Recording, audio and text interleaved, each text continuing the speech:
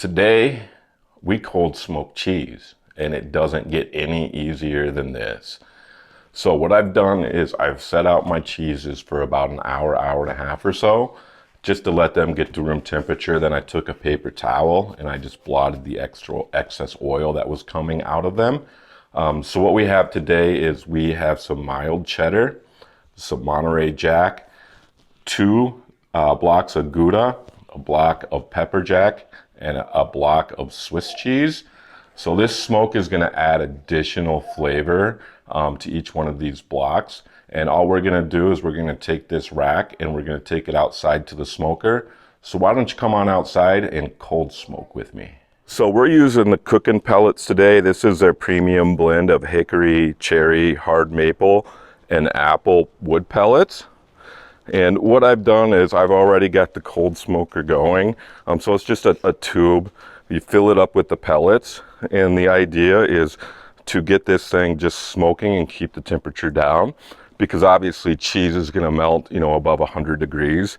So what we want to do is we want to incorporate that smoke flavor without melting the cheese. So this has been going for about 10 to 15 minutes, the smoker tube.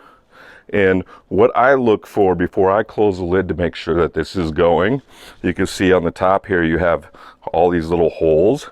Once it gets past about 3 or 4 holes, that's the optimal time, so that way the airflow can get all the way through the tube. So all we have left to do is get our cheese on and let it smoke. So I'm going to put this far away as possible from that smoker tube, just to ensure that we don't get any of that heat coming off here to melt the cheese. So I'm going to let this sit here for about an hour with the lid closed, and then I'll come back in an hour, check on it, flip the cheese to make sure we're getting optimal coverage, and then after another hour we should be done.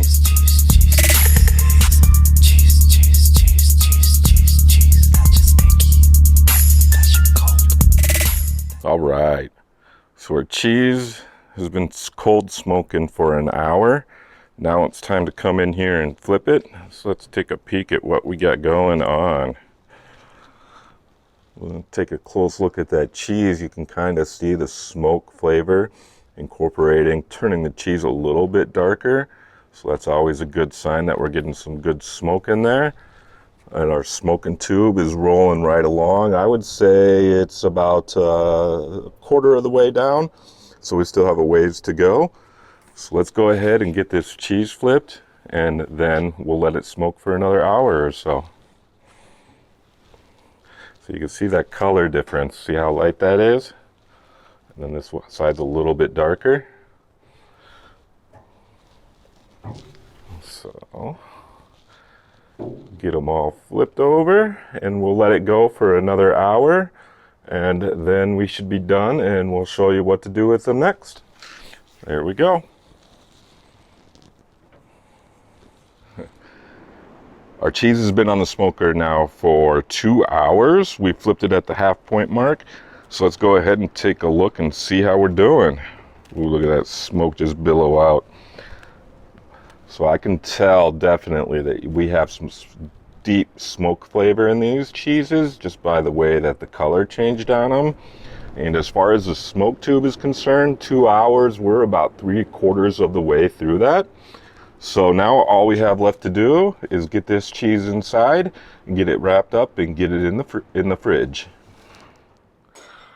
We got our cheese in, and it looks and smells delicious. As I was mentioning outside, you can kind of see the color change in the cheese on all sides here.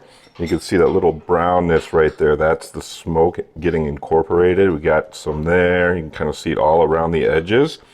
So now what we want to do is we want to get this sealed up and thrown in the fridge to let sit for about 3 days.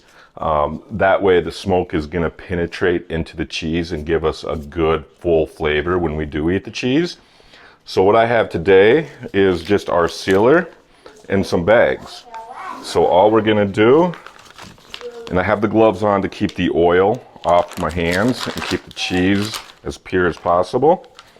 I'm just going to throw a slice of cheese in a bag.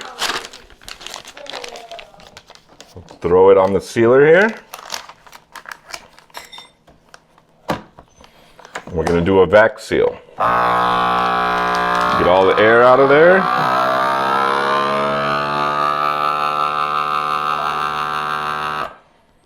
and then let it seal.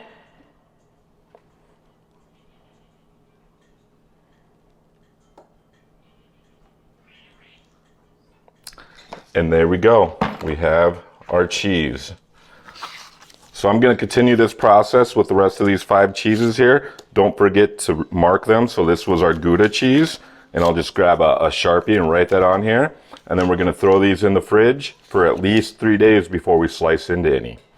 So that's it. That's all you have to do. Told you smoking cheese was going to be easy and simple. And in 3 days, it's going to be super delicious.